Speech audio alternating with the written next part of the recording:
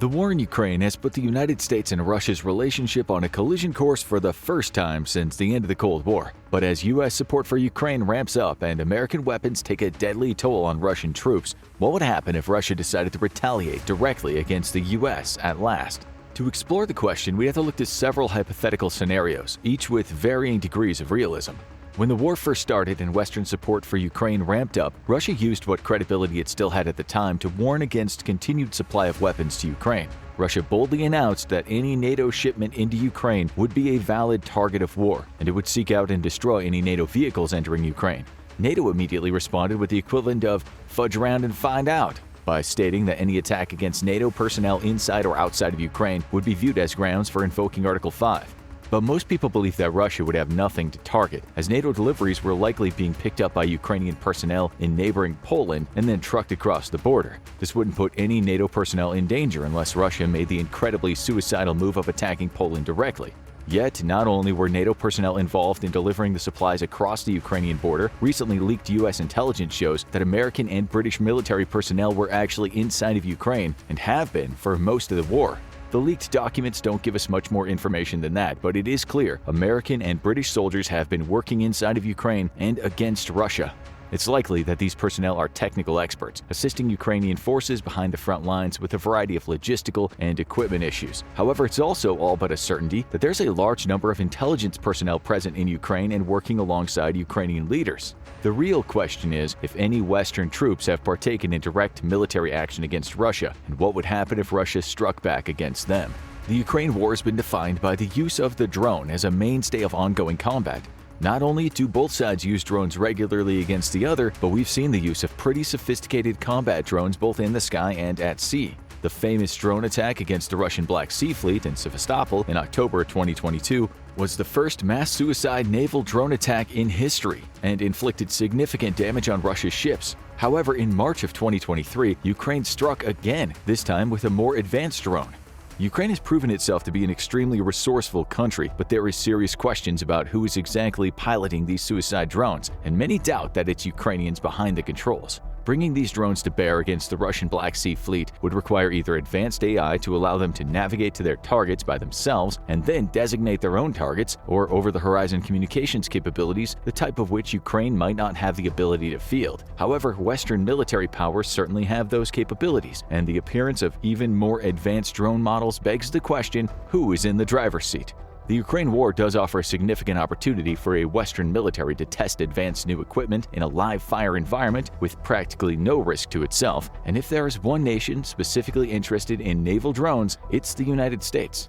Not only does the U.S. Navy have a massive drone program, but it plans to grow the size of its fleet by approximately a quarter, with most of those being in the form of unmanned surface and subsurface platforms. If there is anyone with the motivation to test out new technologies in a real battle environment, it's the United States. But what if Russia strikes back? We've known since the start of the war that the U.S. and its NATO allies have been conducting surveillance and reconnaissance flights along the Black Sea with very sensitive intelligence-gathering platforms. All this data has been fed straight to Ukraine, who has used it and other classified intelligence sources provided by the West to target Russian forces with extreme precision.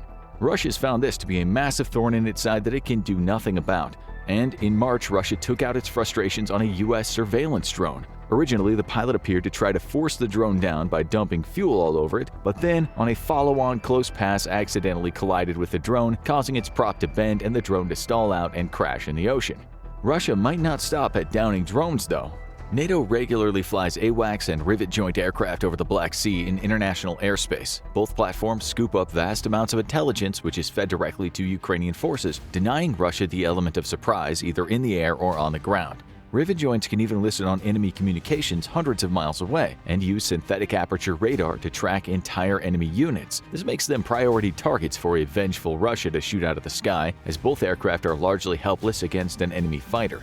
A U.S. response to the downing of one of its special mission aircraft is likely to be proportional. Despite being able to absolutely whomp Russia back to the 1700s, the U.S. has a lot to lose by simply going to war with Russia. Plus, it's generally a bad idea to go to full-scale war with a nuclear power. Thus, the U.S. would likely seek a proportional response against Russia.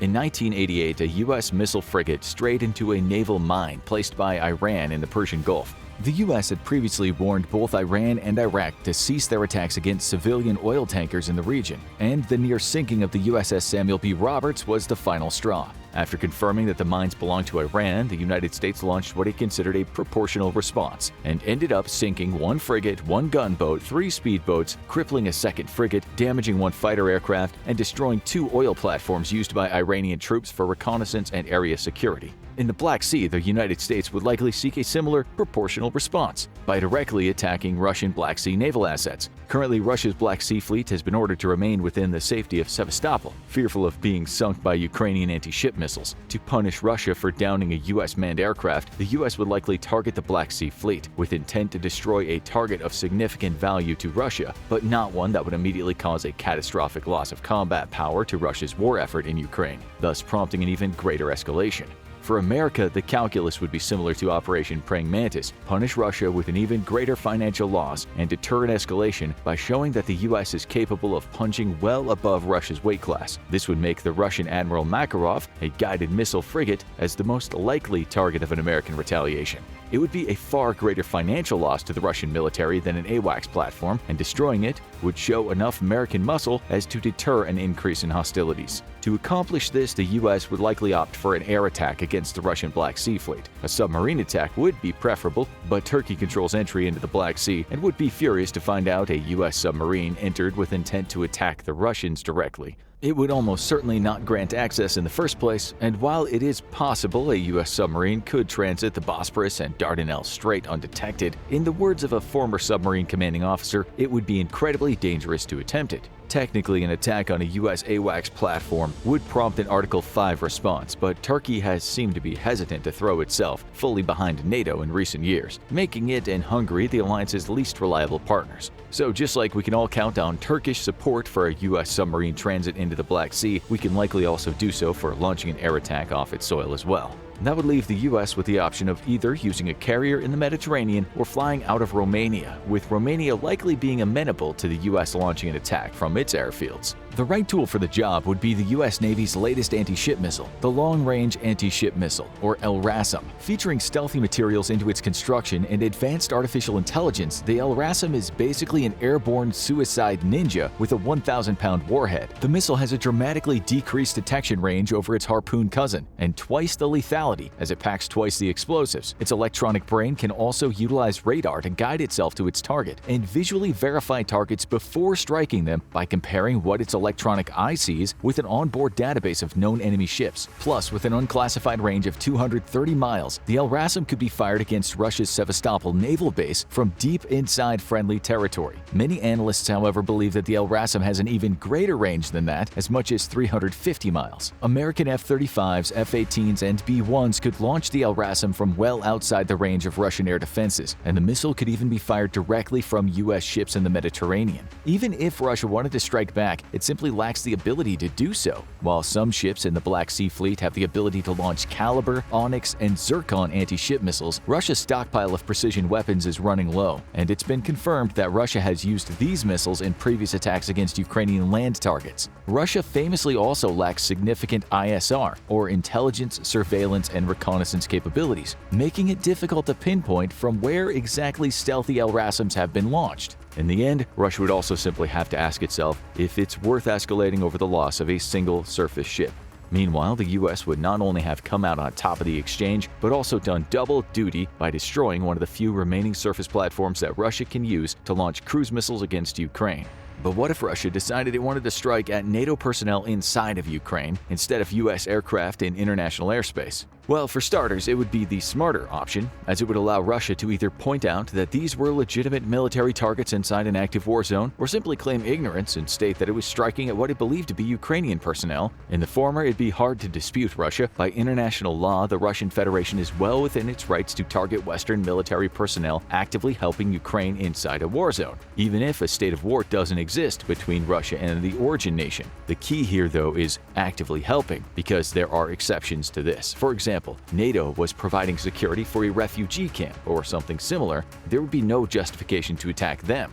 Claiming ignorance of Western personnel's presence would also grant Russia the political cover needed to prevent an escalation or even retaliation. The very act of retaliation would basically confirm that the West was kinetically involved in the war, something that pretty much everyone except Poland and the Baltic states don't want to do. If it was up to them, NATO would have its foot ankle deep in Putin's ass by now. Retaliating against an attack on personnel inside of Ukraine would be politically difficult for the United States. It's likely that instead of taking kinetic action of its own, Ukraine might suddenly find itself the unexpected recipient of some very advanced US weapon tech. Rather than pull the trigger itself, the US would likely outsource the job to Ukraine. One option would be to end the ban on long-range precision weapons for Ukraine, such as the ATACMS. Ukraine's been begging for this weapon since the war began, but support in the U.S. Congress has wavered on actually providing it, and President Biden seems reluctant to hand it over. Initially, the concern was over Ukraine using U.S. weapons to strike inside Russia, which seems weird since Russia's allowed to strike inside of Ukraine all it wants. However, recently, U.S. defense officials have cited a concern over America's own weapon stockpile as one of the big reasons for continuing to deny providing this missile system. This is not an invalid concern, as the war in Ukraine has shown the world that protracted modern conflicts eat up weapons at a truly frightful pace. In 2 decades, approximately 4,000 ATACMS have been built, with a significant number of these provided to overseas customers. The exact number in the American stockpile is unknown, but given how many munitions have been expended by Russia in Ukraine, it's easy to see why the US might be reluctant to diminish its own stockpile. However, the ATACMS is slated to be replaced by a new missile starting in 2025, which should theoretically open up the ATACMS to being donated to Ukraine. The big ballistic missile might not be the right tool for the job anyway. Given its large, unstealthy profile, ATACMS missiles would likely be easy targets for Russian air defenses. This would necessitate their launch in large volleys, which would also mean giving Ukraine even more HIMARS batteries from which to launch the weapon. The JASSM, or Joint Air-to-Surface Standoff Missile, would likely be a better candidate, though it's unknown if a JASSM could be fired by a Ukrainian MiG, as the weapon was designed for US-made jets. Much like American engineers figured out a way to jerry-rig the HARM onto a MiG, though, a similar workaround might be possible. But much like the HARM, the Ukrainian pilot might not be able to use a JASSM to its fullest due to a lack of interface with the weapon. Thus, the US might simply decide that in retaliation for an attack against NATO personnel, it would simply open the floodgate on the F-16.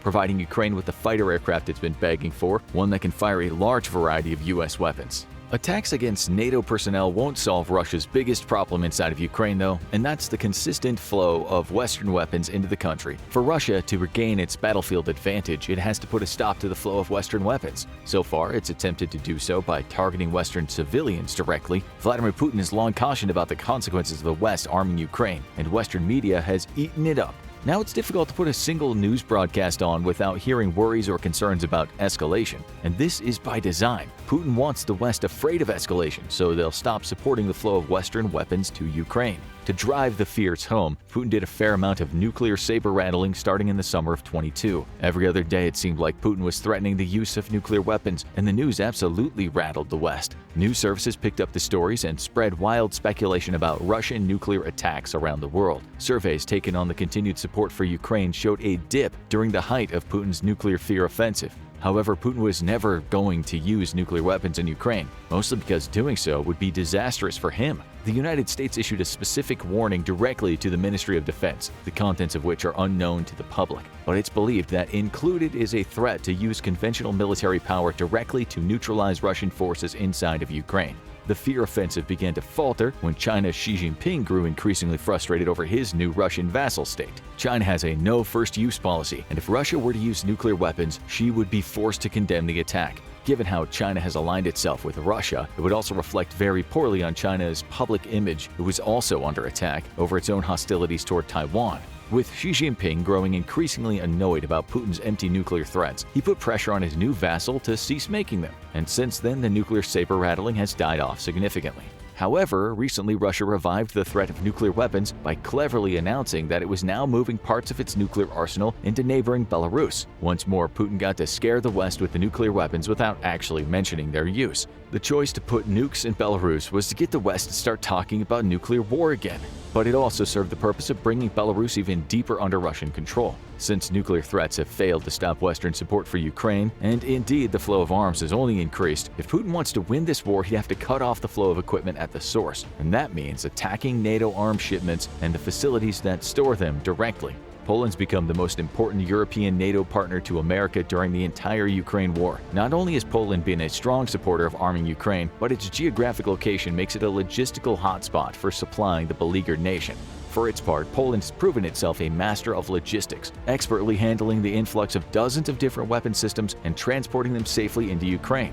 Russia would thus need to attack Poland to stop the flow of arms, and to be perfectly honest, we're pretty sure Poland wishes Putin would try it. An attack on Poland's logistic bases would likely come out of Kaliningrad via long-range ballistic missile attack. Being on NATO's front line, Poland enjoys some very robust air defenses, but a surprise attack by ballistic missiles could still lead to significant numbers of them getting through Polish air defenses. It's not known just how many precision weapons Russia has left in Kaliningrad, as the nation's been plundering its own stores for a potential conflict with NATO in order to avert all-out defeat in Ukraine. But for the sake of argument, we'll simply assume it has enough to shut down the major logistics hubs inside of Poland feeding Ukraine. This would trigger an immediate Article 5 declaration by the NATO alliance. Though once more the question of proportionality comes into play. There's a saying that an animal is most dangerous when it's cornered and wounded, and Russia's about as wounded as a cornered rabid animal can get. While its conventional forces are utterly outclassed by NATO's own, that might in fact end up being the problem. Russia's already facing horribly embarrassing defeat inside of Ukraine, and has been forced to scrape the bottom of the barrel for manpower to fight its failing war. Further conventional military defeats either in Ukraine or outside of it, like say the enclave of Kaliningrad, might be too much for Russia to bear, forcing its hand. This is where Russia's clown shoes military comes into play. Unable to put up a conventional fight, Russia really only has one choice, and that's the nuclear option. After the annexation of the occupied regions of Ukraine, Putin warned that Russian doctrine allows him to use nuclear weapons in defense of Russian territory. This is technically true, but was once more an empty threat. His own government would remove him from power for attempting to use nuclear weapons over occupied territories, knowing it would prompt an immediate and disastrous retaliation from NATO. Even within Russia's corrupt government, there are still people who prefer being alive over being incinerated in nuclear hellfire. However, an attack by NATO against an actual Russian territory might be too much to bear, especially if Russian forces are handed devastating defeat. In order to prevent Russia from going nuclear, it's likely the US would push for a long-range war against Russia. In this scenario, US combat jets supported by NATO allies would undertake a bombardment of Kaliningrad's air defenses and military bases. Up against a depleted military, even the heavily fortified Kaliningrad would be easily overwhelmed, especially with the addition of submarine and ship-launched standoff attack weapons. The key would be to overwhelm Russian defenses for a true shock-and-awe air and missile campaign, something the US and its allies have more than enough material to do. In order to not push Russia into the nuclear option, Kaliningrad would have to likely be the only target of a NATO attack. The US would seek to ensure that Russia suffered a defeat which would fundamentally weaken it in the long run. Thus, it would be a priority to destroy airfields and port facilities in Kaliningrad. The goal would be bottle Russia up and ensure it can never again launch an attack against NATO, or at least not for years to come. However, the US has another option as well, and that's targeting Russia's all-important energy-producing infrastructure. The vast majority of Russia's gas fields are well within range of attack by US Navy and Air Force. Submarines could use gaps in the Arctic ice to launch cruise missile attacks against Arctic platforms, or push closer to the Russian coast under the ice to launch deep strikes into Siberia.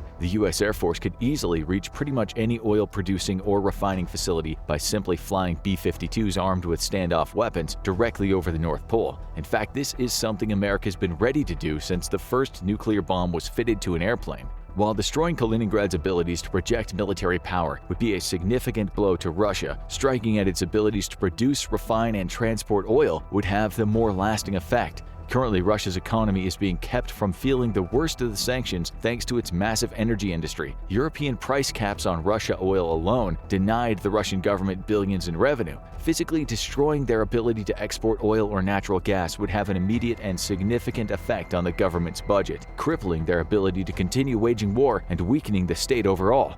A strike against Russia's ability to produce oil may also help destabilize Russia's internal politics. Already there's a significant strain on Russia's society from internal divisions between the various ethnic groups in Russia. A collapsing Russian economy could be the straw that breaks the camel's back and leads to, if not a civil war, at least attempted secessionist movements inside of some of Russia's republics.